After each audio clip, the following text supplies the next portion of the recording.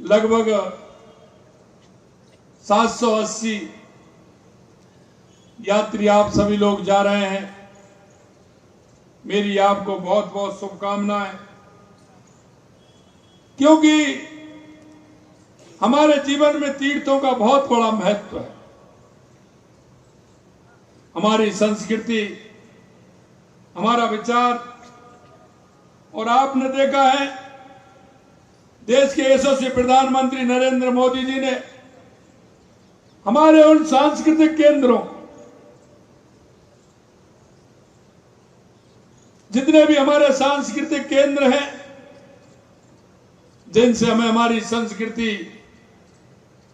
और हमारे विचार, हमारी पहचान, उनको बढ़ाने का काम किया है। चाहे वो अयोध्या का भगवान राम का मंदिर हो, चाहे बनारस के अंदर बनारस के अंदर जिस तरह से कॉरिडोर बनाने का काम देश के यशस्वी प्रधानमंत्री नरेंद्र मोदी जी ने किया है। उज्जैन के अंदर महालोक बाबा भोलेनाथ का मंदिर बनाने का काम किया है। मैं आपसे इतना कहना चाहता हूं, इनसे हमारी जो सांस्कृतिक विरासत है उसे मजबूत करने का काम किया है। महालोक काल अगर आप देखेंगे तो निश्चित रूप से आपको लगेगा, इसी तरह से भगवान हमारे केदारनाथ हो, बद्रीनाथ हो, उनके विकास का काम भी किया है। हमने भी, हमारी राजस्थान सरकार ने, जैसा कि मंत्री जी ने बताया, हमने भी बाबा खाटू श्याम के लिए, क्योंकि बहुत बड़ा हमारा खाटू श्याम बाबा का जो मंदिर है उसको 100 करोड़ रुपए लगा करके उसको भी हमें इस तरह से बनाना चाहते हैं। यही नहीं, हमारे जितने भी ऐतिहासिक मंदिर हैं उन मंदिरों के लिए भी हमने 300 करोड़ रुपए की राशि स्वीकृत की है।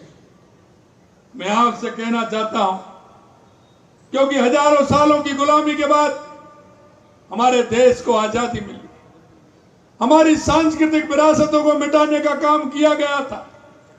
आजाताइयों ने जिस तरह से हमारी सांस्कृतिक विरासतों को मिटाने का काम किया, देश के यशस्वी प्रधानमंत्री नरेंद्र मोदी जी उन विरासतों को, जिस तरह से हमारे सांस्कृतिक केंद्रों को उत्थान के लिए काम कर रहे हैं।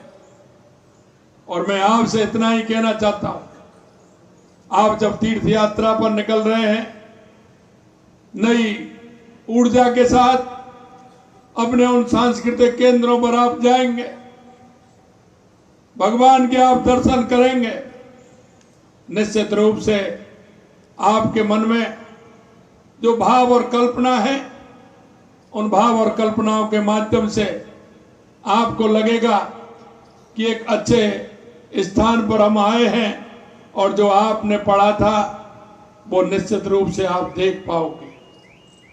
मैं आपसे इतना कहना चाहता हूं कि हमारी सरकार ने वरिष्ठ नागरिक तीर्थ यात्रा के लिए हमने अब की बार 36,000 ऐसे तीर्थ यात्रियों को यात्रा कराने का काम किया है। हमने इसके अलावा 6,000 लोग हवाई यात्रा भी करेंगे, उनको भी यात्रा कराने का काम हम करेंगे। तीर्थ यात्री के आवागमन, भोजन, आवास जैसी समस्त व्यवस्थाओं के लिए राज्य सरकार लगभग 80 करोड़ रुपए खर्च करेगी। और इससे जिनके मन में, हमारे बुजुर्गों के मन में कल्पना होती है और भाव होता है कि मेरे को तीर्थ में जाना है, ऐसे सभी लोग उस तीर्थ यात्रा को कर सकेंगे। उसमें सारी सुविधाएं हैं और हमने कहा है कि आपके अनुभव भी उसमें लिए जाएंगे, क्योंकि आप तीर्थ यात्रा पर जा रहे हैं, आपके मन में कोई विचार आता है। हमने कोशिश की, हमारे देवस्थान विभाग के सभी लोगों ने, कि आपको किसी भी प्रकार से कोई परेशानी नहीं होनी चाहिए, लेकिन फिर भी कोई परेशानी होती है तो आपको एक फॉर्म मिलेगा, वो भर के देना है कि इसमें यह सुविधा और होनी चाहिए, इसमें यह सुधार करना चाहिए। हम आपको विश्वास दिलाते हैं, हम उस सुधार को भी करके आगे इस यात्रा को और सुगम बनाने का काम करेंगे। आप हमारे सभी सम्माननीय हैं, क्योंकि आपने इस समाज के लिए, इस प्रदेश के लिए बहुत कुछ दिया है। हम तो एक छोटा सा आपको यात्रा करा रहे हैं, लेकिन आपका इस राजस्थान के विकास में आप सभी का बहुत बड़ा योगदान है। आपने हर क्षेत्र में रहते हुए हमेशा चिंता की है।